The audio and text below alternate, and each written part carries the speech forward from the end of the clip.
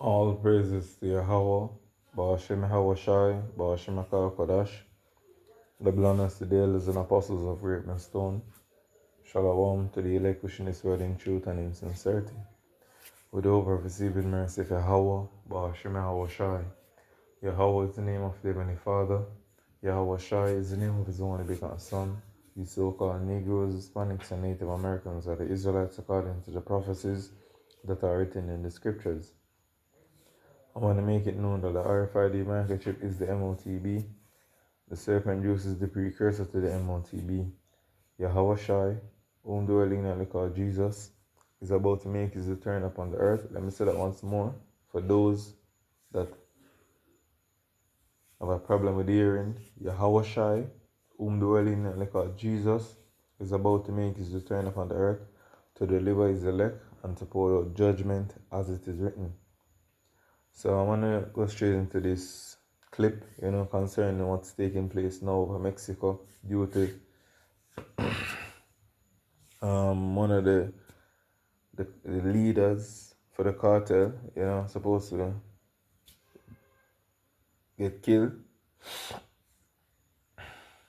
So it causes all out chaos over there right now. So we're going to tap in, just show you the clip, just show you what's going on, so you have an understanding the level of chaos that is breaking out right now.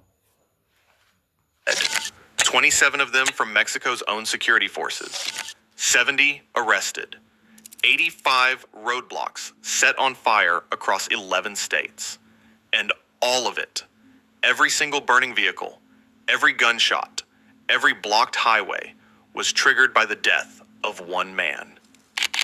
Mexico is on maximum alert right now after the Jalisco New Generation Cartel unleashed a wave of violent retaliation following the killing of its leader, Nemesio Oseguera Cervantes, also known as El Mencho, in a military operation. After a full day of chaos and blockades this Sunday, the country is calm on the surface, but underneath, fear is spreading. The empty streets tell the real story. A permanent terror disguised as normality. Right now, everyone is scared. Nobody wants to go outside. We're only leaving the house for the absolute essentials.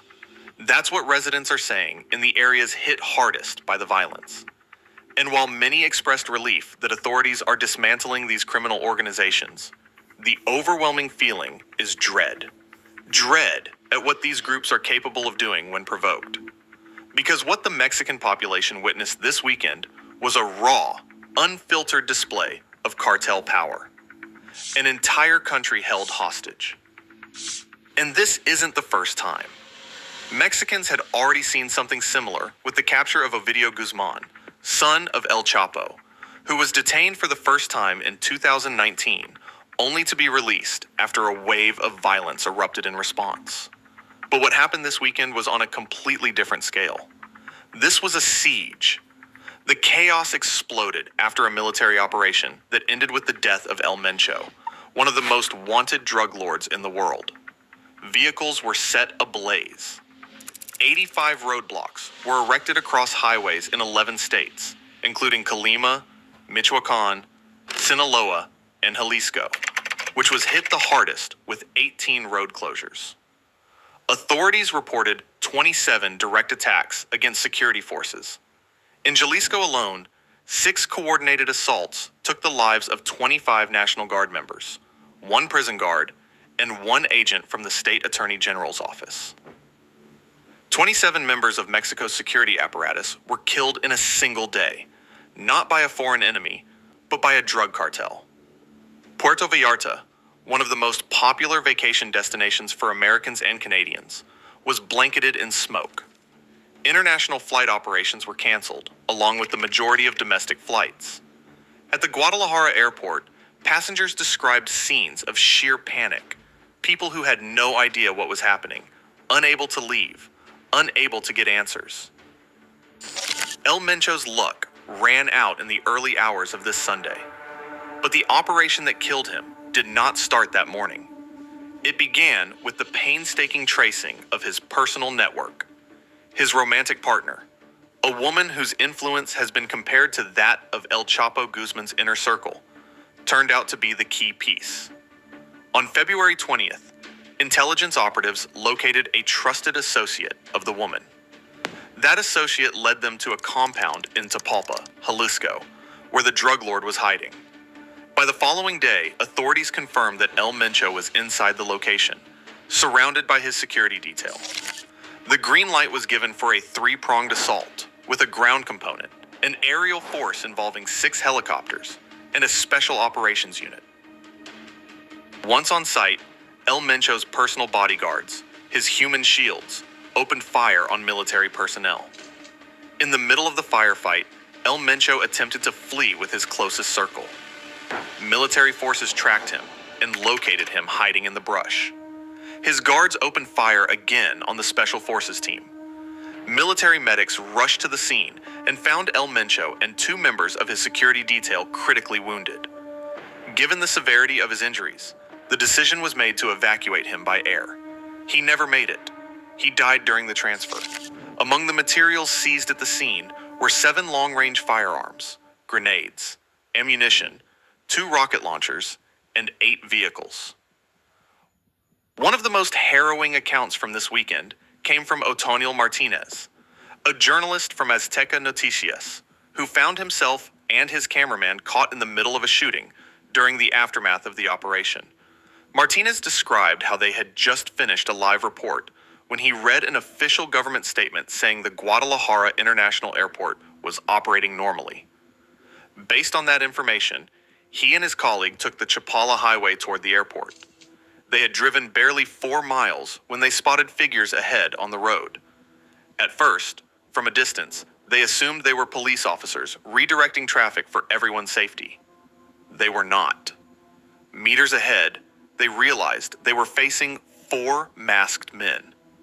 Faces covered, pistols in hand, signaling every vehicle to pull to the right side of the road. His colleague at the wheel swerved to comply. That's when they heard at least 3 gunshots. One bullet struck their rear left window, tore clean through the entire vehicle, and exited through the right side, punching through the metal. Glass exploded over them. Their instinct was to duck.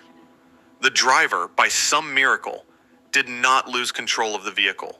He floored it and drove until they reached the San Isidro Market parking lot, where they finally stopped to assess the damage. Seconds and centimeters. That is the margin that separated them from death. And here's the critical detail. They were driving around. Oh boy. These are the times that we're in, yo.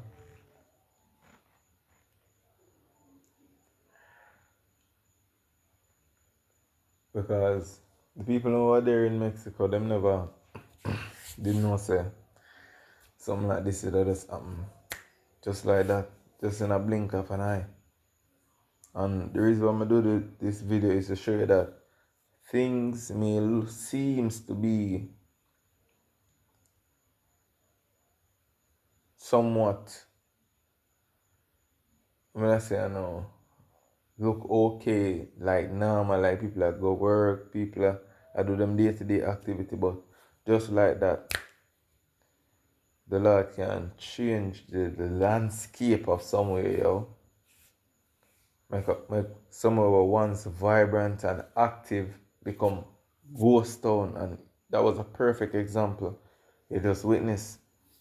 Because that's exactly why I made you see this clip, just to show you how quick things can change within the blink of an eye. And the Demic Wadia should I give you a perfect example of the world can change in a blink of an eye, yo. And that's how this chaos is coming. You saw the prophets out there are one, you so-called Negroes, Hispanics, and Native Americans, day unto day, telling you about the destruction to come. As written in 2 Ezra 15 verse 5, Behold, I will bring plagues upon the world, the sword, famine, death, and destruction. This is what the Lord had announced. And he have risen up pastors according to his art to declare these things, yo.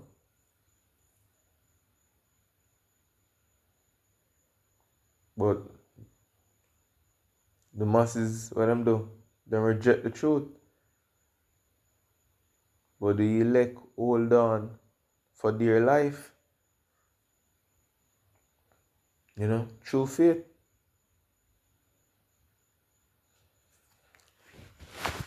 So, I want to bring forth this precept. This is Isaiah.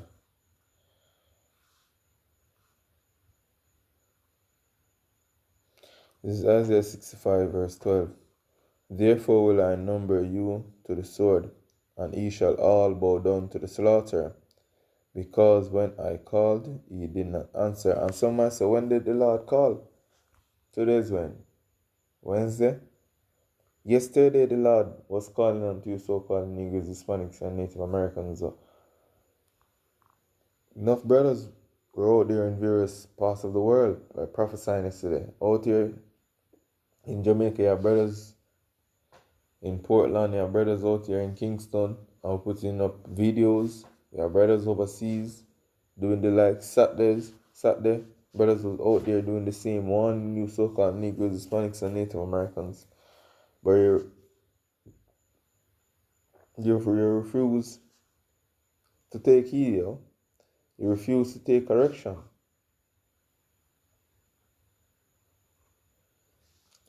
When I spake, he did not hear, but did evil before my eyes, and did choose that wherein I delighted not. And that's why the Lord are going to bring these plagues, and you get caught in the plagues, because these plagues were sent for the wicked, for destruction. You have wicked amongst our people.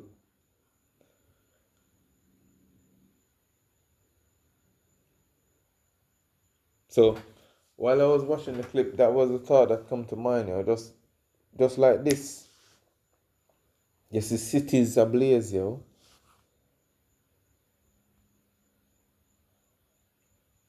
And that's how quick things are going to turn.